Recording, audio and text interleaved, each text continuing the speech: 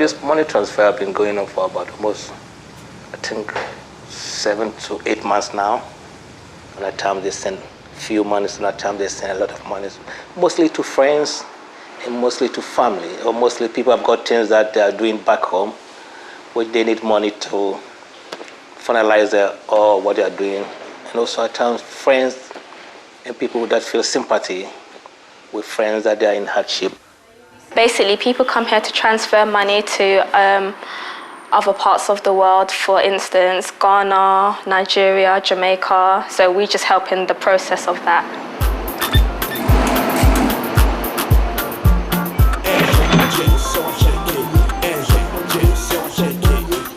It's been estimated that the average Ghanaian earns 9,000 cedis a day. That's equivalent to 60 pence. But that's if they earn any money at all, as unemployment is high and many work for free. Just an hour's work on the minimum wage in the UK is equivalent to a whole week's earnings in Ghana. It's no wonder that many have relatives living abroad who send money home. People rely on money transfer shops so much that they outnumber local banks.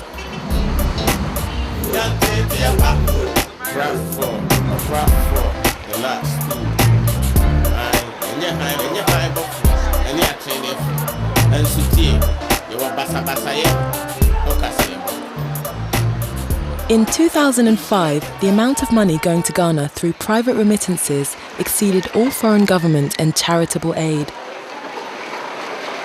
Unlike government and charitable aid, it goes directly to the people to spend on exactly what they need.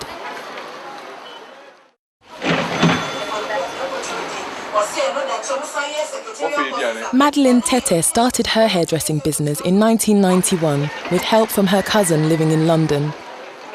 The initial help was enough to get her started, but when a number of other salons opened in the same area, Madeline needed more money to diversify her business and to help her compete.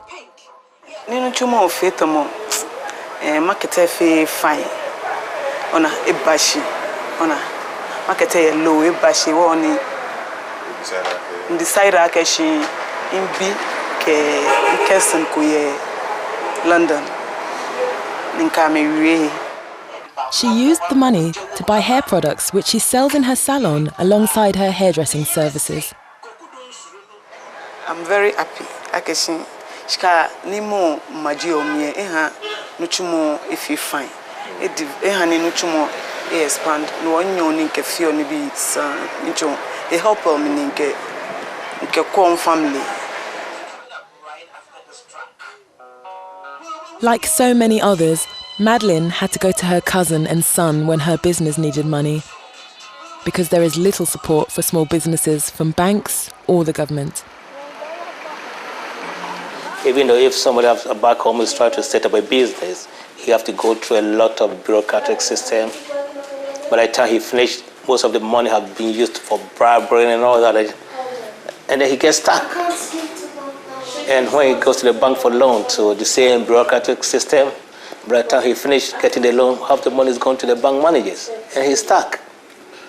These are sort of things that if the government got to, tackle those corruption and all that, it will help the poor people at home, because there are some people who are willing to establish, who can do it without even traveling, but they haven't got the support from home, so they can't do it. So they have to depend on people outside. For how long can you depend on me? There'll be a time I'll say, no, I'm fed up too. Clifford's younger brother, Kwesi, lives in Accra, close to their mother.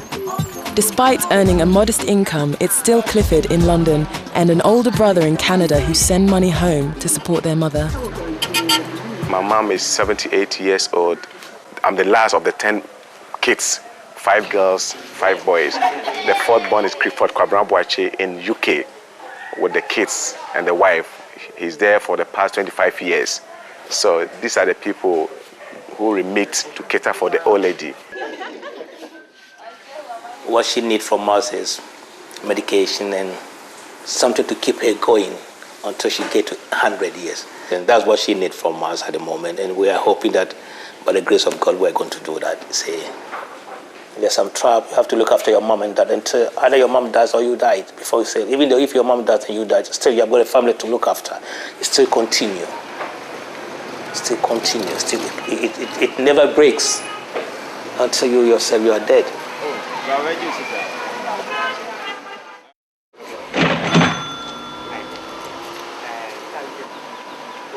Daniel works as a technician and an electronics tutor at Ghana's most prestigious university in Legon. His brother, who lives in East London, works as a taxi driver and sends £400 a month to pay for food and living costs for Daniel, his mother, and 4 brothers who are unemployed. It has become something like normal. When I say normal, I mean that you feel happy when your brother is in the UK or in the US, because definitely every month you're going to get something. Comparing the situation here in Ghana, it's not the time that we see physical money in our hands. And so when every month your brother is sending you £400, £300, and we are giving about 200,000 a month for yourself, you are happy. And so the situation, it has become normal. That's it. There's nothing we can do about that. Our brother have to send us money all the time, at least for us to be happy home. Money transfers underpin every aspect of living in Ghana. If a business or an individual is going through hard times, the solution is money from abroad. If extra finances are needed for the good times, the solution again is money from relatives living abroad. Even to exist, to maintain a reasonable standard of living without considering the highs and lows, money from London makes this possible. Meanwhile, the banks and the government sit detached from the people. They don't need to worry because the money is coming in from abroad. But an economy that is heavily dependent on money transfers is hollow and brittle. Benefiting the few for the short term, it does not provide the stability needed for the growth of a nation. All the money transfer and all that, it doesn't help the It's just something like relief, something like you are taking a painkiller. You have got a headache, you get a painkiller just to relieve the pain, that's it. And the pain will come again. Unless you get a rare medical treatment. The rare medical treatment is the government to establish institution that will stamp out corruption. The police should be effective. Everything should be effective. See, it's whereby everybody will start feeling that he's getting feeling the use of the painkiller.